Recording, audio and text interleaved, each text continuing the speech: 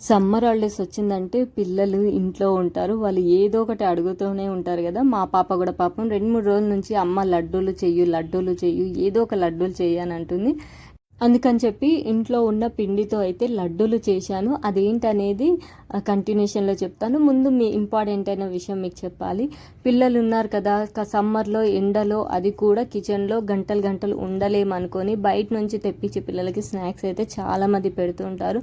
So అలా అయితే చేయకండి. ఎందుకంటే బయట చాలా అంటే చాలా కల్తీ జరుగుతుంది. ఏది మంచిది కాదు అని చెప్పేటట్టు లేదు. కాబట్టి ఒక్క గంట మనది కాదు అనుకుంటే ఉదయమా లేకపోతే సాయంత్రమో మీ వీలుని బట్టి పిల్లలకి ఒక వారానికి సరిపోయే స్నాక్స్ అయితే చేసి పెట్టుకోండి. అలాగే తర్వాత ఇంకో వారానికి అలా ప్లాన్ చేసుకుంటుంటే చాలు. నేను కూడా ఇక్కడ ఈ లడ్డూలు ఏంటనేది నేను నెక్స్ట్ వీడియోలో షేర్ చేసుకుంటాను.